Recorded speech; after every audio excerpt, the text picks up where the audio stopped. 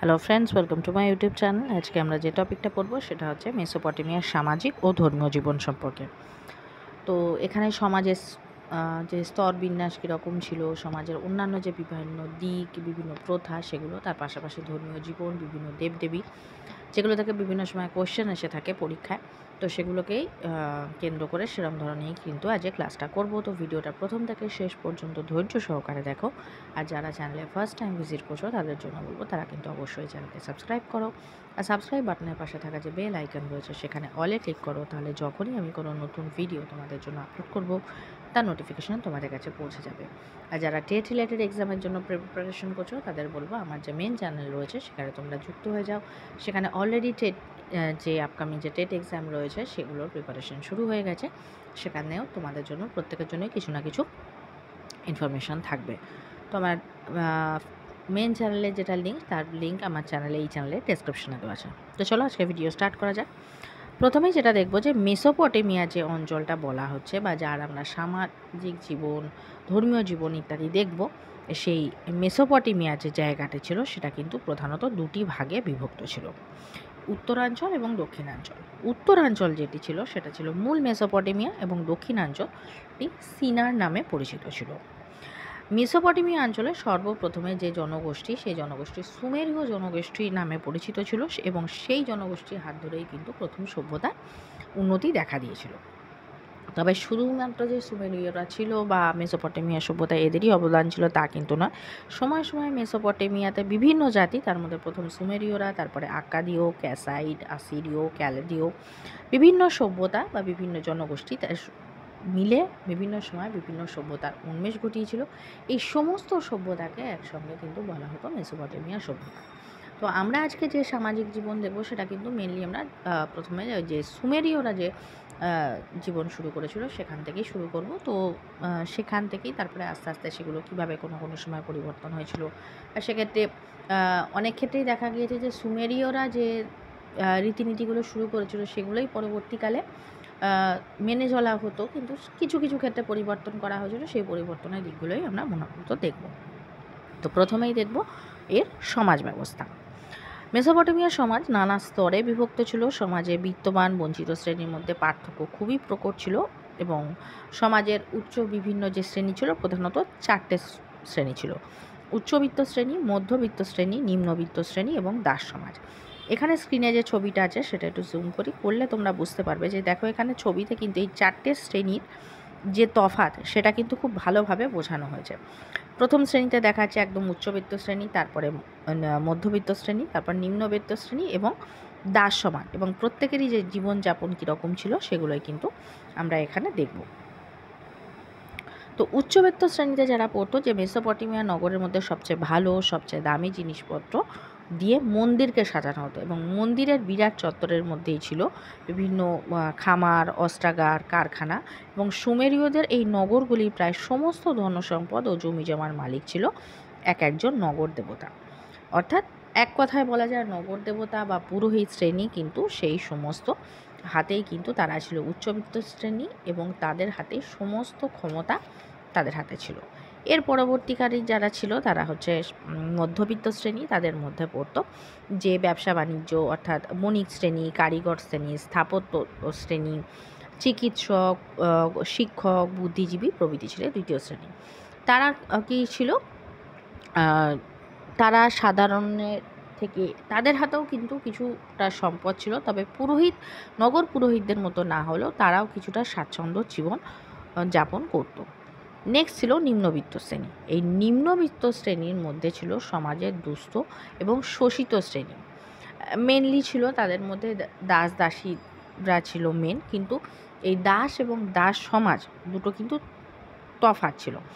দাস সমাজের মধ্যে যারা ছিল সেটা আমরা পরে আসছি। এই দাস দাসীদের মধ্যে অনেকে ছিল কৃষক, ছিল ভূমিদাস, ছিল কিছু কিছু তারা কি বলবো, অনেকাংশে তারাও কিন্তু কিছুটা স্বাধীনতা ভোগ করত। কিন্তু এই দাস সমাজের মধ্যে যারা ছিল তারা ছিল পুরোপুরি কৃতদাস। তারা কি করতো, তারা ওই যারা যুদ্ধে পরাজিত হতো সেখান থেকে বন্দি করে আনা যে ছিল তারাই ছিল হচ্ছে কৃতদাস, এবং তাদের অবস্থাই সব থেকে খারাপ ছিল। এই দাস সমাজের অন্তর্গত যারা ছিল তারা হচ্ছে প্রথম দুটি শ্রেণী, অর্থাৎ নগর পুরোহিত এবং মধ্যবিত্ত শ্রেণী বা উচ্চ মানে অন্যান্য শ্রেণীদের কাছে তারা কিন্তু তাদের কাছে প্রচুর অসংখ্য দাসদাসী থাকতো এবং তাদের জীবনযাপন কিন্তু যথেষ্ট শোচনীয় ছিল। মানে তাদের নিম্নতম জীবনযাপন করা বা যে স্বাধীনতা সেটাও কিন্তু ছিল না, এবং সেগুলোর উদাহরণ কিন্তু দুটো ক্ষেত্রে দেখা যায়। যেমন ধরো খ্রিস্টপূর্বাব্দে 2100 থেকে 2050 অব্দে বিদ্যমান নাম্মু যিনি রাজা ছিলেন, তার আইনি অনুশাসন মেলায় দাসদের সম্পর্কে কিছু বিধান ছিল।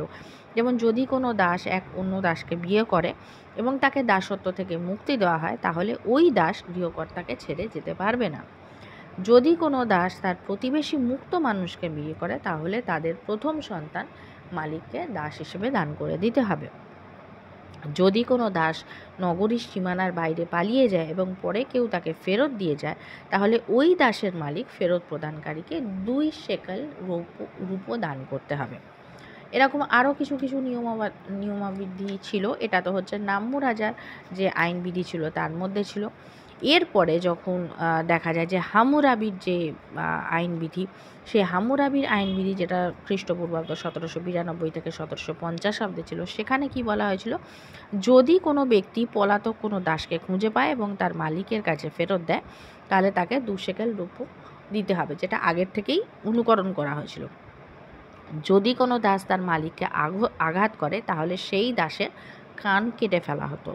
যদি কোনো ব্যক্তি কারো দাস বা দাসীকে হরণ করে, তাহলে সেই হরণকারীকে প্রাণদণ্ড দেওয়া হতো। যদি পলাতক দাসকে কেউ আশ্রয় দেয়, তাহলে আশ্রয় দানকারীর প্রাণদণ্ড হতো। যদি কোনো দাসের শরীর থেকে মালিকানার পরিচিত চিহ্ন বা উল্কি মিছে দেওয়া হতো, অর্থাৎ এর থেকে বোঝা যায় যে প্রত্যেক দাসের নিজের মালিকের দেওয়া একটা কোনো মার্ক করা হতো, চিহ্ন বা উল্কি, সেটা যদি মুছে দেওয়া হতো, তাহলে সেই ব্যক্তির, অর্থাৎ যে মুছে দেবে তার আঙুল কেটে ফেলা হতো।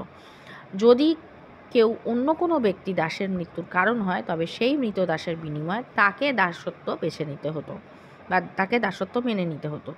যদি কেউ ঋণের জালে আবদ্ধ থাকে, তাহলে তার স্ত্রী, পুত্র, কন্যা 3 বছর দাসত্বের জীবনযাপন করতে হতো। অর্থাৎ এর থেকে বোঝা যাচ্ছে যে দাসদের জীবন কতটা দুর্বিষহ ছিল, এবং দাস ব্যবস্থা প্রাচীন মেসোপটেমিয়া বা সুমেরীয় সভ্যতায় কিন্তু চরম আকার ধারণ করেছিল, যেটা কিন্তু আমরা মেসোপটেমিয়া সভ্যতার সমসাময়িক ভারতেও দেখেছি যে সিন্ধু সভ্যতা, এবং সেটাও যথেষ্ট নাগরিক উন্নত সভ্যতা, কিন্তু ভারতীয় সভ্যতায় কিন্তু এই দাস ব্যবস্থার কিন্তু সেরকম কোনো মানে উল্লেখ পাওয়া যায় না। নেক্সট হচ্ছে সমাজে নারীর স্থান এবং তার জীবনযাপন। সমাজের নারীর স্থান যে খুব একটা উন্নত ছিল তাও নয়, আবার যে খুব একটা পিছিয়ে দ্বারা পড়েছিল তাও নয়। আমরা মধ্যযুগে এসে অনেক ক্ষেত্রে দেখে থাকি যে পর্দা প্রথার প্রচলন হয়েছে, কিন্তু এই যে পর্দা প্রথা সেটা যে মধ্যযুগে এসে প্রচলন হয়েছে তা নয়, প্রাচীন মেসোপটেমিয়াতেও কিন্তু সেটা দেখা গিয়েছিল, এবং সেখানে কিন্তু নারী সুরক্ষা, নারীর সম্মান রক্ষার আর যে ক্ষেত্রে বিশেষে দেখে সেই অনুযায়ী কিন্তু আইনগতভাবে নারীকে পর্দার মধ্যে রাখা হয়েছিল, এবং সেক্ষেত্রে কিছু কিছু ব্যতিক্রমও ছিল, আবার কিছু কিছু কি বলবো, আইনে যেরকম কিছু ক্লজ থাকে সেরকম সেখানেও মেনশন করা ছিল। যেমন আইনে মুখ ঢাকা ও চুল ঢাকার অধিকার ছিল কেবলমাত্র মুক্ত নারীদের এবং সাধারণ গৃহস্থালী নারীদের, অর্থাৎ মুখ ঢেকে রাখতে পারবে তারাই যারা সম্ভ্রান্ত পরিবারের নারী, যারা মুক্ত নারী, দাস বা দাসী নয় তারা। গণিকা বৃত্তি যারা করতো, অর্থাৎ গণিকাদের কিন্তু মুখ ঢাকা দেওয়া যাবে না, কঠোরভাবে নিষিদ্ধ ছিল। এমনকি কোনো পুরুষ, মানে অনেক পুরুষই বিবাহ করতো, আবার অনেক উপপত্নীও ছিল, কিন্তু পত্নী যিনি ছিলেন, মেন বিবাহিতা স্ত্রী যিনি ছিলেন, তিনি অবশ্যই মুখ ঢেকে রাখবেন বহিরাগত পুরুষ, কিন্তু উপপত্নী কোনো বহিরাগত পুরুষের কাছে মুখ ঢেকে রাখবে কি রাখবে না, বা সিলেক্টেড কিছু লোকের কাছে মুখ ঢেকে রাখবে বা ওপেন রাখবে, সেটা সেই পুরুষের ওপরে নির্ভর করত। যদিও অনেক ক্ষেত্রে দেখা যেত যে উপপত্নীদের সেরকমভাবে সমাজে কোনো মর্যাদা দেওয়া যেত না, তবে অনেক ক্ষেত্রে এরও উদাহরণ পাওয়া গেছে যে পুরুষরা যদি মনে করতেন যে উপপত্নীদের আইনগতভাবে বৈবাহিক মর্যাদা দিয়ে তাদের পত্নী অধিকার দিতে পারতেন। এছাড়াও যে জিনিস যেটা ছিল সেটা হচ্ছে কি সমাজে গণিকা বৃত্তির একটা প্রচলন ছিল এবং সেখানে কিন্তু তারা তাদের সমাজে খুবই নিম্ন চোখে দেখা হতো। এখানে এই যে দেখা যায় এবং দাস দাসী যারা ছিল তাদের কিন্তু কোনো স্বাধীনতা ছিল না, তাদের যেরকমভাবে খুশি তাদের মালিকরা তাদের ব্যবহার করতে পারতেন, যে কোনো বৃত্তিতে তাদের নিযুক্ত করতে পারতেন, এমনকি প্রয়োজনে তাদের বাজারে এনে বিক্রিও করা হতো। সেরকমই সেই সময়কার সেই হিসেবেই কিছু ছবি এখানে দেওয়া হয়েছে। নেক্সট হচ্ছে বিবাহ প্রথা। সুমেরীয়দের বিবাহের প্রাথমিক উদ্দেশ্য ছিল সন্তান উৎপাদন, অর্থাৎ শুধুমাত্র সন্তান জন্ম দেওয়ার উদ্দেশ্যেই সেখানে কিন্তু বিবাহ বিধি প্রচলন ছিল, যে একে অপরের দেখাশোনা করবে বা অন্যান্য দায়িত্ব পালনের ক্ষেত্রে কথা সেখানে উল্লেখ ছিল না। সেগুলো হচ্ছে সেকেন্ডারি। প্রাইমারি ছিল হচ্ছে সন্তান উৎপাদন। যদি কোনো স্ত্রী সন্তান জন্ম দিতে অক্ষম হয় তাহলে স্বামী কন্যাপণের টাকা ফেরত দেবে। এর থেকে বোঝা যাচ্ছে যে সেখানে বিবাহ ক্ষেত্রে পণ ব্যবস্থা ছিল, যদিও সেই পণ প্রথা বা সেটা কন্যাপণ নেওয়া হতো। তাহলে কন্যা যখন বিয়ের সময় যেটা দেওয়া হতো, যদি সেই স্ত্রী না হতো তাহলে স্বামী সেই টাকা ফেরত দিতে থাকতো। স্ত্রী যদি সন্তান দানে অক্ষম হতেন তাহলে বা তিনি যদি খুবই গুরুতর অসুস্থ হতেন তাহলে তাকে ছেড়ে বা তাকে ছেড়েও দিতে পারতেন, আবার তাকে রাখা অবস্থায় অন্য বিবাহ তিনি করতে পারতেন। তবে হ্যাঁ, যদি স্ত্রী অসুস্থ হতেন তাহলে তার ভরণ পোষণের দায়িত্ব, সেটা স্বল্পস্থায়ী হোক বা দীর্ঘস্থায়ী হোক, তার ভরণ পোষণের দায়িত্ব অবশ্যই কিন্তু তার স্বামীর উপরে থাকতো। তবে স্বামী যদি দ্বিতীয় বিবাহ বা একাধিক বিবাহ করতেন তবুও কিন্তু প্রথম স্ত্রীর সংসারে যে মর্যাদা বা ফ্যামিলিতে যে রেপুটেশন ছিল সেটা কিন্তু বহাল থাকতো। নেক্সট আমরা যেটা দেখব যে এদের যে ধর্মীয় জীবন ছিল সেটা। সুমেরীয় যুগে প্রত্যেক যে নগর রাষ্ট্র ছিল তার মেন কেন্দ্র ছিল হচ্ছে মন্দির, যেটা আমরা সমাজ ব্যবস্থা দেখেছি যে মন্দিরে যিনি নগর দেবতা ছিলেন তিনিই ছিল হচ্ছে মেন বা তারাই অভিজাত ছিল। এই সুমেরীয় যুগে প্রত্যেক নগর রাষ্ট্রের একটা প্রাণ কেন্দ্র ছিল মন্দির। যেমন ধরো উরুক, উর, কিস, নিপুর, এরিদু, লাগাস প্রভৃতি শহরে একটা নিজস্ব বৈশিষ্ট্যপূর্ণ মন্দির নির্মিত হতো। এবং সুমেরীয়দের ধর্ম ছিল কিন্তু বহু দেবদেবী নির্ভর। তারা বিশ্বাস করত যে মানুষের ব্যক্তিগত জীবনে দেবদেবীর প্রভাব ছিল প্রত্যক্ষ, এবং সেই কারণেই কিন্তু এখানে প্রচুর দেবদেবীর উদাহরণ পাওয়া যায়। সুমেরীয়দের যে প্রধান ধর্ম মন্দির ছিল সেগুলি জিগুরাত নামে পরিচিত ছিল, এবং জিগুরাতে যারা নগর পুরোহিত বা পুরোহিত রাজা ছিলেন তারা পাতেসি নামে পরিচিত ছিলেন, এবং তারা সেই জিগুরাত থেকে ধর্ম পরিচালনা করতেন। এখানে যে দেবদেবীর নামগুলো সেগুলোই খুব উল্লেখ্য, কারণ এই দেবদেবীর নাম দিয়ে কিন্তু কোয়েশ্চেন আসে।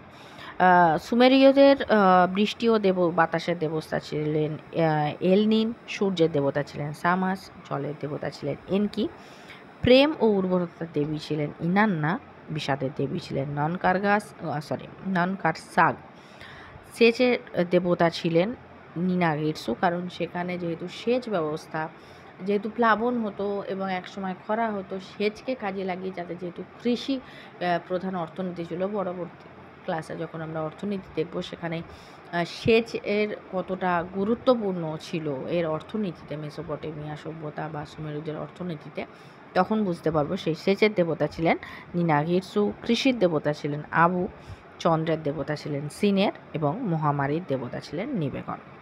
এইগুলোর দ্বারাই কিন্তু বোঝা যাচ্ছে যে তারা তাদের দেবদেবীদের সংখ্যা প্রচুর ছিল। এছাড়াও যেটা জানা যায় যে তারা মৃত্যু পরবর্তী জীবনের খুব মানত আর কি। এমনকি সেই জন্য তারা, যদিও আমরা দেখেছি যে মিশর পরবর্তীকালে আমরা যখন দেখব, তবু আমরা মোটামুটি জানি যে মিশরের লোকেরা যে মৃত্যু পরবর্তী জীবনকে খুব গুরুত্বপূর্ণ মনে করতে বলে সেই জন্য একসময় সেখান থেকে পিরামিডের অস্তিত্ব এসেছে, মমির অস্তিত্ব এসেছে। যদিও সুমেরীয়দের মধ্যে সেরকম কিছু অস্তিত্ব পাওয়া যায় না, তবে তারা মৃতদেহকে কবর দিত, এটুকুনি কিন্তু পরবর্তীকালে জানা গিয়েছে। তো আজকের ভিডিও এই পর্যন্ত। যদি ভিডিও ভালো লেগে থাকে তাহলে অবশ্যই ভিডিওতে একটা লাইক করো, যারা চ্যানেলে নতুন চ্যানেলকে সাবস্ক্রাইব করো, আর সাবস্ক্রাইব বাটনের পাশে থাকা যে বেল আইকন রয়েছে সেখানে অলে ক্লিক করো, তাহলে যখনই আমি কোনো নতুন ভিডিও তোমাদের জন্য আপলোড করব তার নোটিফিকেশান তোমাদের কাছে পৌঁছে যাবে।